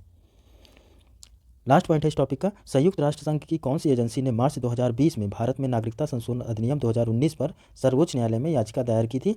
तो संयुक्त राष्ट्र मानवाधिकार परिषद ने। ठीक है, अगला पॉइंट आ जाता है टॉपिक हमारा फंडामेंटल राइट्स। इसको देखेंगे, बहुत इंपॉर्टेंट टॉपिक है। संविधान में मूल अधिकार किस भाग में उल्लिखित है? तो भाग 3 में। मूल अधिकार किन पर निर्बंधन स्वरूप है? तो राज्य की विधायी तथा कार्यपालिका शक्ति पर। मौलिक अधिकार किस प्रकार का अधिकार है? तो वाद योग, यानी कि जुडिशियल रिव्यू इस पर हो सकता है। मौलिक अधिकार निलंबित किए जा सकते हैं आपातकालीन स्थितियों में। भारतीय संविधान में किस अनुच्छेद के अंतर्गत मौलिक अधिकार प्रदान किया गया है? तो अनुच्छेद 12 से लेकर 35 तक। कथन कह रहा है कि राज्य 6 से 14 वर्ष के सभी बच्चों को निःशुल्क और अनिवार्य शिक्षा प्रदान करेगा। तो कथन ठीक है। कारण क्या कह रहा है कि एक प्रजातांत्रिक समाज में शिक्षा का अधिकार मानवाधिकार के रूप में विकास के अधिकार की व्याख्या के लिए अपरिहार्य है। तो कारण भी सही है और व्याख्या भी कर रहा है। मूल अधिकारों का संरक्षक कौन है? तो सर्वोच्च न्यायालय है अनुच्छेद 32 के तहत और उच्च न्यायालय है अनुच्छेद 226 के तहत। मूल अधिकारों का संरक्षक है। तो सर्वोच्च न्यायालय और उच्च न्यायालय दोनों मूलाधिकारों के संरक्षक हैं। तो सर्वोच्च न्यायालय है आर्टिकल 32 के तहत और उच्च न्यायालय है 226 के तहत। संविधान के किस भाग को भारत के नागरिकों का अधिकार का मैग्ना कार्टा कहा गया? तो भाग 3 को ही कहा गया है, नागरिकों के अधिकारों का मैग्ना कार्टा। संविधान सर्वप्रथम मूल अधिकारों को पूर्ण संवैधानिक स्तर पर प्रदान करने वाला देश कौन है? तो अमेरिका है। मूल अधिकारों को पूर्ण संवैधानिक स्तर पर प्रदान करने वाला देश है अमेरिका। मूल अधिकार किस प्रकार के अधिकार माने जाते हैं? तो संविधान प्रदत्त अधिकारों को माना जाता है। भारतीय संविधान के अनुच्छेद 13 का मुख्य उद्देश्य किसके संदर्भ में संविधान की सर्वोच्चता सुनिश्चित करता है? तो मौलिक अधिकारों के प्रति। अनुच्छेद 12 के द्वारा परिभाषित राज्य शब्द का प्रयोजन किस भाग के लिए किया जाता है? तो संविधान के भाग 3 के लिए, क्योंकि 12 से 35 तक तो है ही हमारा फंडामेंटल राइट्स। संविधान में समानता के अधिकार का उल्लेख करने वाले अनुच्छेदों की कुल संख्या कितनी है? तो 5 है, 14 से लेकर 18 तक। 14, 15, 16, 17, 18 ये संविधान के समानता के अधिकारों का उल्लेख करता है। वर्तमान समय में संविधान के तहत संपत्ति का अधिकार क्या हो गया? कानूनी या विधिक अधिकार हो गया है। और ये मूलाधिकारों की सूची है, इसको आप अच्छे से देख लीजिएगा। देखिए, समानता का अधिकार 14 से 18, स्वतंत्रता का अधिकार 19 से 22 आर्टिकल, शोषण के विरुद्ध अधिकार 23-24, धार्मिक स्वतंत्रता का अधिकार 25 से 28, संस्कृति तथा शिक्षा संबंधी अधिकार 29-30 और संवैधानिक उपचारों का अधिकार अनुच्छेद 32। ठीक है। उसके अलावा भारत के मूल संविधान में 7 मौलिक अधिकार अपने नागरिकों को प्रदान करता था, किंतु 44वें संविधान संशोधन 1978 के द्वारा संपत्ति के मूल अधिकार को समाप्त कर दिया गया और संपत्ति का मूल अधिकार 19(1)(चा तथा 31 में वर्णित था पहले। अब संपत्ति के अधिकार को कहाँ डाल दिया गया? अनुच्छेद 300 का में धार। इसके तहत विधिक अधिकार है, संपत्ति का अधिकार अब एक विधिक अधिकार है। तो वर्तमान में 6 तरीके के मूलाधिकार हैं। भारत के मूल संविधान में कुल कितने मौलिक अधिकारों का उपबंध था? तो 7 मौलिक अधिकार थे। वह संविधान संशोधन जिसने संपत्ति के अधिकार को कानूनी अधिकार बना दिया, तो 44वां कॉन्स्टिट्यूशनल अमेंडमेंट 1978 के द्वारा। संविधान के अधिकार को संविधान में एक भिन्न रूप से समाविष्ट करने वाला अनुच्छेद क्या है? 300 का। मात्र भारतीय नागरिकों को प्राप्त मूलाधिकारों से संबंधित अनुच्छेद क्या है? जो केवल भारतीय नागरिकों को प्राप्त है, तो 15, 16, 19, 29 और 30। और गैर नागरिकों को प्राप्त मौलिक अधिकारों के बारे में बात करेंगे तो 14, 20, 21, 23, 24, 25, 26 और 28। ठीक है। लेकिन ये 15, 16, 19, 29 और 30 ये 5 अनुच्छेद जो है ये केवल भारतीय नागरिकों को ही प्राप्त हैं। 6 से 14 वर्ष की आयु के बीच सभी बच्चों की शिक्षा का अधिकार मूलाधिकार के अंतर्गत आता है आर्टिकल 21 का के तहत। वह अनुच्छेद जिसके साथ मिलाकर पढ़ने से प्रस्तावना में प्रयुक्त समाजवाद शब्द को समान कार्य के लिए समान वेतन का मौलिक अधिकार परिभाषित करने की उच्चतम न्यायालय को शक्ति प्राप्त है, तो अनुच्छेद 14 व 16 को एक साथ पढ़ने पर यह अधिकार प्राप्त होता है। कौन कौन से सिद्धांत अनुच्छेद 13 से संबंधित है? तो आच्छादन का सिद्धांत, पृथक्करण का सिद्धांत और अधित्याग का सिद्धांत। ये 3 प्रकार के सिद्धांत हैं जो अनुच्छेद 13 के संबंधित हैं। भारतीय संविधान का वह अनुच्छेद जिसके द्वारा विधायन सत्ता पर पूर्ण नियंत्रण होता है, तो आर्टिकल 14। अनुच्छेद 12 के अनुसार राज्य शब्द के तहत क्या क्या सम्मिलित है? तो भारत सरकार तथा संसद, राज्य और विधानमंडल और सभी स्थानीय प्राधिकारी और अन्य प्राधिकारी, ये अनुच्छेद 12 के तहत राज्यसभा में सम्मिलित किए जाते हैं। क्या क्या है? देखिए, भारत सरकार तथा संसद, राज्य सरकार, विधानमंडल, सभी स्थानीय प्राधिकारी और अन्य प्राधिकारी, इतने लोग शामिल होते हैं राज्य शब्द में। भारत के में मौलिक अधिकारों के संबंध में कथन सत्य है, ये देखा तो यह राज्यकृत के विरुद्ध एक गारंटी है। बिल्कुल ठीक। यह संविधान के भाग 3 में सूचीबद्ध है और सर्वप्रथम संयुक्त राज्य अमेरिका के देश के संविधान में मूल अधिकार का प्रावधान किया गया था। और चौथा है, भारत में मूल अधिकार अमेरिका के संविधान से लिया गया है। तो ये चारों कथन बिल्कुल सही हैं। भारतीय संविधान मान्यता देता है केवल धार्मिक और भाषाई अल्पसंख्यकों को, आर्टिकल 30 के तहत। भारत में नागरिकों के मौलिक अधिकारों में संशोधन कौन कर सकता है? तो संसद कर सकती है, आर्टिकल 368 के तहत। किस वाद ने संसद को मौलिक अधिकारों में संशोधन का अधिकार दिया? तो केशवानंद भारती बनाम केरल राज्य में। भारत का संविधान स्पष्टता प्रेस की आज़ादी की व्यवस्था नहीं करता है, किंतु यह आज़ादी अंतर्निहित है अनुच्छेद 19(1) का के तहत। फिर से देखेंगे, भारत का संविधान स्पष्टता प्रेस की आज़ादी की व्यवस्था नहीं करता है, किंतु यह आज़ादी अंतर्निहित है आर्टिकल 19(1) का के तहत। भारतीय संविधान का कौन सा अनुच्छेद व्यक्ति के विदेश यात्रा के अधिकार को संरक्षण देता है? तो 21, आर्टिकल 21। संविधान सभा द्वारा किसकी अध्यक्षता में मूल अधिकार पर परामर्श हेतु एक समिति का गठन किया गया? तो सरदार वल्लभ भाई पटेल की अध्यक्षता में। अनुसूचित जाति और अनुसूचित जनजाति को किस अनुच्छेद के अंतर्गत मौलिक सामाजिक, आर्थिक, राजनीतिक एवं सांस्कृतिक अधिकार दिया गया? तो अनुच्छेद 17 के तहत। अनुसूचित जाति और अनुसूचित जनजाति को किस अनुच्छेद के अंतर्गत मौलिक सामाजिक, आर्थिक, राजनीतिक और सांस्कृतिक अधिकार दिया गया? तो अनुच्छेद 17 के तहत। मद्रास राज्य बनाम चप्पाकम दोरायराजन 1951 के मुकदमे में भारतीय सर्वोच्च न्यायालय के निर्णय के परिणाम स्वरूप किस मौलिक अधिकार को संशोधित किया गया? तो भेदभाव के विरुद्ध अधिकार अनुच्छेद 15(4) को। क्या था? मद्रास बनाम चपाकम दोराय राजन 1951 के मुकदमे में भारतीय सर्वोच्च न्यायालय के निर्णय के परिणाम स्वरूप किस मौलिक अधिकार को संशोधित किया गया? तो भेदभाव के विरुद्ध अधिकार, आर्टिकल 15(4) के तहत। संविधान के लागू होने के ठीक पूर्व भारत में प्रवृत्त विधियां उस मात्रा तक सुनी होंगी जिस मात्रा तक वे भाग 3 के उपबंधों से असंगत हैं। उक्त उपबंध किस अनुच्छेद में है? तो अनुच्छेद 13(1) में। न्यायालयों के न्यायिक पुनरावलोकन की शक्ति प्रदान करने वाला आर्टिकल कौन सा है? आर्टिकल 13। न्यायिक पुनरावलोकन की शक्ति किन न्यायालयों को प्राप्त है? तो उच्च न्यायालय और उच्चतम न्यायालय, इन दोनों को जुडिशियल रिव्यू करने की शक्ति प्राप्त है। न्यायिक पुनरावलोकन की कार्य न्यायालयों में किस अधिकारिता के तहत आता है? तो साधारण अधिकारिता के तहत आता है ये। संविधान के किस अनुच्छेद में राज्य को महिलाओं तथा बच्चों के लिए विशेष उपबंध बनाने की शक्ति दी गई है? तो 15(3) में। किस अनुच्छेद में लोक सेवाओं में अवसर की समानता के लिए सामान्य नियम उपबंधित है? तो 16(1) और 16(2) में। लोक सेवाओं में अवसर की समानता के सामान्य नियम उपबंधित है अनुच्छेद 16(1) 16(2) में। किस वाद में उच्चतम न्यायालय ने कहा कि पिछड़ेपन के निर्धारण के लिए जाति सुसंगत है और इसके प्रमुख आधार बनाया जा सकता है? तो इंदिरा साहनी बनाम भारत संघ 1993 के वाद में ये कहा गया। अनुसूचित जाति और अनुसूचित जनजाति के वर्गों के लिए सरकारी सेवाओं में प्रोन्नति के आरक्षण की शक्ति राज्य को प्रदान की गई है 77वें संविधान संशोधन अधिनियम 1955 के द्वारा और आर्टिकल 16(4) का के संशोधन करके। प्रोन्नति पदों पर अनुसूचित जाति और अनुसूचित जनजाति के लिए आरक्षण की व्यवस्था है 16(4) का में। शिक्षण संस्थानों में अनुसूचित जातियों और जनजातियों के पक्ष में स्थानों के आरक्षण का उपबंध है आर्टिकल 15(4) में। Protection of civil rights act 1955 के अधिनियम का आधार क्या है? तो अनुच्छेद 17 है। कार्योत्तर विधियों में संरक्षण प्रदान करने वाला संवैधानिक अनुच्छेद क्या है? अनुच्छेद 20(1) और दोहरे दंड के संरक्षण प्रदान करता है अनुच्छेद 20(2). किस अनुच्छेद में राज्य को लोक सेवा के विभिन्न श्रेणियों को सृजित करने का अधिकार प्राप्त है? तो आर्टिकल 16 के तहत। पिछड़े वर्गों के लिए आयोग स्थापित करने की शक्ति किसको है? तो राष्ट्रपति को है ये। संविधान के भाग 3 के उपबंधों में असंगत सभी संविधान पूर्व तथा संविधानोत्तर विधियों के उच्चतम न्यायालय किस शक्ति के तहत असंवैधानिक घोषित कर सकता है? तो जुडिशियल रिव्यू के तहत असंवैधानिक घोषित कर सकता है। किस वाद में सर्वोच्च न्यायालय ने आच्छादन का सिद्धांत प्रतिपादित किया? तो भीखाजी बनाम मध्य प्रदेश राज्य के तहत। क्या कोई व्यक्ति संविधान प्रदत्त मूल अधिकारों को स्वेच्छा से त्याग कर सकता है? तो नहीं कर सकता है। संविधान की उद्देशिका में निहित समता का आदर्श किस अनुच्छेद में निहित है? तो आर्टिकल 14 में। अनुच्छेद 14 में निहित विधि के शासन को किस वाद में संशोधन का आधारभूत ढांचा घोषित किया गया? तो मिनर्वा मिल्स बनाम भारत संघ 1980 में। अनुच्छेद 14 में निहित विधि के शासन को संविधान का आधारभूत ढांचा घोषित किया गया। भारत राज्य क्षेत्र के किसी व्यक्ति को विधि के समक्ष समानता अथवा विधियों के समान संरक्षण से राज्य द्वारा वंचित नहीं किया जाएगा। संविधान के किस अनुच्छेद में यह उपबंध है? तो अनुच्छेद 14 में यह उपबंध किया गया है। क्या कि विधियों के समान संरक्षण। और ये किस संविधान से लिया गया है? तो अमेरिका में से, जबकि विधि के समक्ष समानता लिया गया है ब्रिटिश संविधान से। ठीक है। विधि के समान संरक्षण वाक्यांश का तात्पर्य क्या है? कि समान परिस्थिति वाले प्रत्येक व्यक्ति के साथ समान व्यवहार करना। ठीक है। ये विधि के समान संरक्षण वाक्यांश का मतलब यही है कि समान परिस्थिति वाले प्रत्येक व्यक्ति के साथ समान व्यवहार होना चाहिए।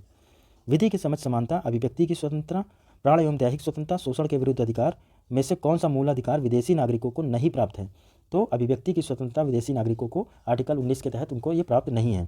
भारत में रहने वाले विदेशी नागरिक दावा नहीं कर सकते किस चीज़ का? तो व्यापार एवं व्यवसाय की स्वतंत्रता के अधिकार का। डॉक्टर जेनिंग्स के अनुसार विधि के समक्ष समानता का मतलब है समान परिस्थितियों वाले व्यक्तियों के बीच विधि समान होनी चाहिए तथा समान रूप से लागू की जानी चाहिए। अनुच्छेद 14 के तहत संविधान का कौन सा आधारभूत ढांचा निहित है? तो विधि का शासन। प्राकृतिक न्याय का सिद्धांत संविधान के किस अनुच्छेद में निहित है? तो आर्टिकल 14 में। कथन दिया हुआ है सामाजिक, आर्थिक, राजनीतिक क्षेत्र में समान आधार निर्मित करने के उद्देश्य से राज्य असमान लोगों के लिए भिन्न व्यवहार कर सकता है। और दूसरा क्या है कि समान लोगों में विधि समान होगी और समान रूप से प्रशासित की जाएगी। तो कथन कारण दोनों सही हैं और व्याख्या भी कर रहा है। मनमानेपन के विरुद्ध संरक्षण को किस अनुच्छेद में प्रत्याभूत किया गया है? तो आर्टिकल 14 में। 15 में क्या उपबंधित किया गया है कि मूल अधिकार किन लोगों को प्रदान किया जाएगा? तो मात्र नागरिकों को प्रदान किया जाएगा। 15 के खंड प्रथम में क्या उपबंध किया गया कि राज्य केवल धर्म, मूलवंश, जाति, लिंग, जन्मस्थान या इनमें से किसी आधार पर नागरिकों के विरुद्ध कोई भेदभाव नहीं करेगा। विभिन्न धार्मिक संप्रदायों द्वारा पृथक निर्वाचक मंडल का प्रावधान करने वाली विधि के सर्वोच्च न्यायालय के किस वाद को अवैध घोषित किया? तो नैनसुख बनाम उत्तर प्रदेश राज्य को। फिर से देखेंगे, विभिन्न धार्मिक संप्रदायों द्वारा पृथक निर्वाचन मंडल का प्रावधान करने वाली विधि को सर्वोच्च न्यायालय ने किस वाद के तहत अवैध घोषित किया? तो नैनसुख बनाम उत्तर प्रदेश राज्य को। संविधान के किस अनुच्छेद में लोक स्थानों के नागरिकों को निर्बाध समागम तथा उपयोग का उपबंध किया गया है? तो अनुच्छेद 15(2) के तहत ये किया गया है। 15(4) में क्या कहा गया है कि राज्य सामाजिक शैक्षणिक दृष्टि से पिछड़े वर्गों तथा अनुसूचित जाति तथा जनजाति की उन्नति के लिए विशेष प्रावधान कर सकता है।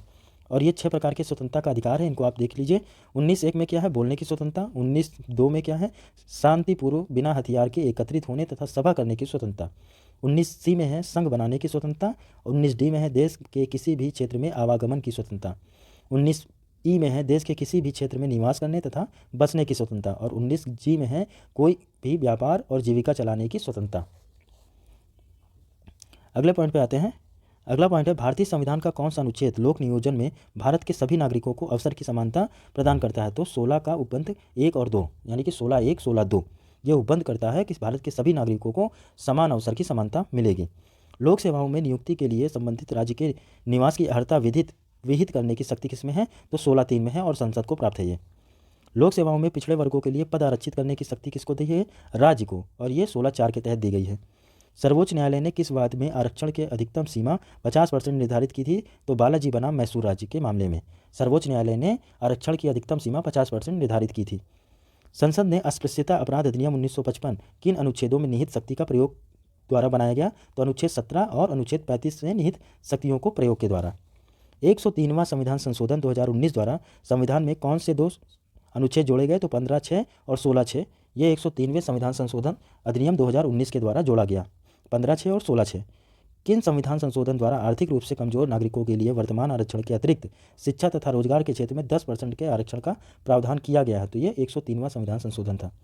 अस्पृश्यता अपराध अधिनियम 1955 का नाम परिवर्तित करके सिविल संरक्षण अधिनियम 1955 किया गया 1976 में। अस्पृश्यता अपराध अधिनियम 1955 का नाम परिवर्तित करके 1976 में इसका नाम कर दिया गया सिविल संरक्षण अधिनियम 1955। अनुच्छेद 18 किस प्रकार की उपाधियों का अंत करने की अनुमति देता है? तो सेना या विद्या संबंधी उपाधियों को। अनुच्छेद 18 किस प्रकार की उपाधियां प्रदान करने की अनुमति देता है? तो सेना और विद्या संबंधी उपाधियों को प्रदान करने की शक्ति देता है। भारतीय नागरिकों को किसी विदेशी सरकार से कोई उपाधि स्वीकार करने का निषेध किया गया है? तो 18(2) में। राज्य के अधीन किसी पद पर आसीन किसी व्यक्ति द्वारा किसी विदेशी राज्य से कोई उपहार अथवा पद स्वीकार करने के लिए किसकी अनुमति की आवश्यकता होगी? तो राष्ट्रपति की अनुमति चाहिए। आर्टिकल 18(4) में ये कहा गया है।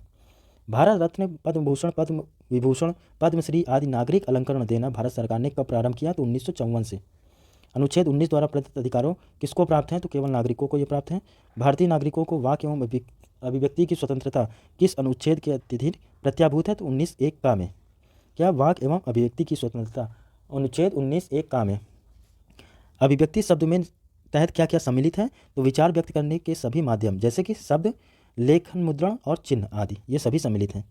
अनुच्छेद 358 जो राष्ट्रीय आपातकाल के लागू होने पर किस अनुच्छेद द्वारा प्रदत्त मौलिक अधिकारों के निलंबन का उपबंध किया गया है? तो आर्टिकल 19 में किया गया है।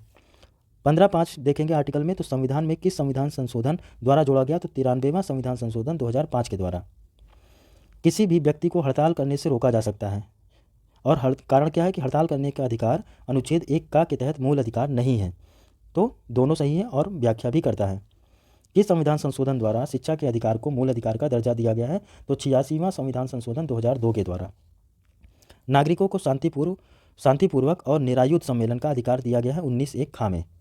किस वाद में कहा गया है कि वाक एवं अभिव्यक्ति की स्वतंत्रता के अंतर्गत राष्ट्रीय ध्वज फहराने का अधिकार एक मूलाधिकार है? तो भारत संघ बनाम नवीन जिंदल के वाद में। संगम या संघ बनाने की स्वतंत्रता नागरिकों को प्राप्त है?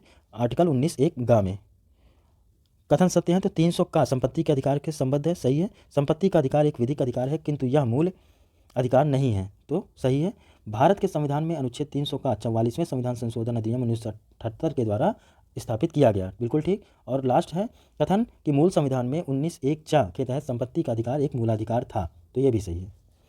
किस वाद में महिलाओं का घरेलू हिंसा से संरक्षण अधिनियम 2005 को संवैधानिक घोषित किया गया? तो डी पाल राज बनाम भारत संघ राज्यवाद में, ठीक है। इसमें कहा गया कि घरेलू हिंसा से संरक्षण अधिनियम 2005 को संवैधानिक घोषित किया गया महिलाओं के लिए, तो डी पाल राज बनाम भारत संघ वाद में। नागरिक को संपूर्ण भारत में आबाद संचरण का अधिकार किस अनुच्छेद में प्रदान किया गया है? तो अनुच्छेद 19(1) घा में। नागरिकों के आबाद संचरण के अधिकार पर निर्बंधन किन आधारों पर लगाए जा सकते हैं? तो साधारण जनता के हित में तथा किसी अनुसूचित जनजाति के हितों के संरक्षण के लिए 19(5) में आबाद रूप से जो है संचरण पर निर्बंधन लगाए जा सकते हैं। तो आधार यही होगा कि साधारण जनता के अगर हित में होगा तो आपको रोका जा सकता है, और किसी अनुसूचित जनजाति के हितों के संरक्षण में अगर कोई व्यवधान हो रहा है तो रोका जा सकता है। सभी नागरिकों को भारत के किसी क्षेत्र में निवास करने तथा बसने की स्वतंत्रता किस अनुच्छेद में दी गई है? तो 19(1) अंगा में। अगला पॉइंट है, नागरिकों को कोई वृत्ति, उपजीविका, व्यापार अथवा कारोबार करने का अधिकार किस अनुच्छेद के द्वारा सुनिश्चित किया गया है? तो 19(1)(6) में। उच्चतम न्यायालय ने 10 जनवरी 2020 को दिए गए अपने निर्णय में किस अनुच्छेद के तहत घोषित किया कि इंटरनेट के माध्यम से अभिव्यक्ति एवं व्यावसायिक गतिविधियों के संचालन की स्वतंत्रता संवैधानिक संरक्षण प्राप्त करता है? तो 19(1) के अंतर्गत। ठीक है, नागरिकों के वृत्ति, उपजीविका, व्यापार और कारोबार करने की स्वतंत्रता पर युक्तियुक्त आधारों पर निर्बंधन लगाया जा सकता है। ठीक है, तो कुछ कंडीशन में आपको रोका जा सकता है। क्या कंडीशन है? तो जनसाधारण के हित में किसी वृत्ति तथा व्यापार के लिए आवश्यक वृत्ति और तकनीकी अर्हताएं निर्धारित करने से, तथा नागरिकों को पूर्णतः या भागता यानी कि अंशतः किसी व्यापार अथवा कारोबार से बहिष्कृत करने की शक्ति प्रदान करके। और ये किसमें है? तो आर्टिकल 19(6) के तहत। निवारक निरोध की अधिकतम अवधि क्या हो सकती है? तो 3 महीने की। मानव दुर्व्यवहार, बेगार, इसी प्रकार के अन्य बालाश्रम किस अनुच्छेद में प्रतिसिद्ध किया गया है? तो आर्टिकल 23 के तहत। ठीक है, मानव दुर्व्यवहार, बेगार और बलात्श्रम ये आर्टिकल 23 के तहत वर्णित है। किस वाद में अभी निर्धारित किया गया है कि पंथ निरपेक्षता संविधान का आधारभूत ढांचा है? तो SR बोमई बनाम भारत संघ में कहा गया। किस सभा को अनुच्छेद 19(1) की सुरक्षा प्राप्त नहीं होगी? तो हिंसात्मक अथवा जनशांति को भंग करने वाली को। नागरिकों के शांतिपूर्वक और निरायुध सम्मेलन पर किन आधारों पर रोक लगाई जा सकती है? तो भारत की संप्रभुता अथवा अखंडता और लोक व्यवस्था के हितों में। यह 19(3) में वर्णित है। किस वाद में शिक्षा के अधिकार को जीवन के अधिकार में उच्चतम न्यायालय ने शामिल किया था? तो मोहिनी जैन बनाम कर्नाटक राज्य ने कहा था कि शिक्षा के अधिकार को जीवन के अधिकार में उच्चतम न्यायालय ने शामिल कर दिया। प्रेस की स्वतंत्रता तथा जानने का अधिकार संविधान के किस अनुच्छेद में है? तो 19(1) में है। आत्म अभिशंसन से संरक्षण का प्रावधान है 20(3) में। लोक स्थान पर धूम्रपान करना उल्लंघन है, तो यह आर्टिकल 21 के तहत। सर्वोच्च न्यायालय में निजता के अधिकार को संविष्ट का माना है, आर्टिकल 21 में। किसी व्यापार के राष्ट्रीयकरण या एकाधिकार को सृजित करने का पूर्ण अधिकार किसको प्राप्त है? संसद को प्राप्त है। ऐसे व्यक्ति जिन पर अपराध करने का अभियोग है अनुच्छेद 20 में कौन से संवैधानिक संरक्षण प्रदान करता है? तो कार्योत्तर विधियों से संरक्षण और दोहरे दंड से संरक्षण और आत्म अभिशंसन से संरक्षण, इतने प्रकार की संरक्षण प्रदान करता है। अगला पॉइंट है कार्योत्तर विधि यानी कि एक्स पोस्ट फैक्टो लॉ। क्या है? अपराध करने के पश्चात बनाई गई विधि।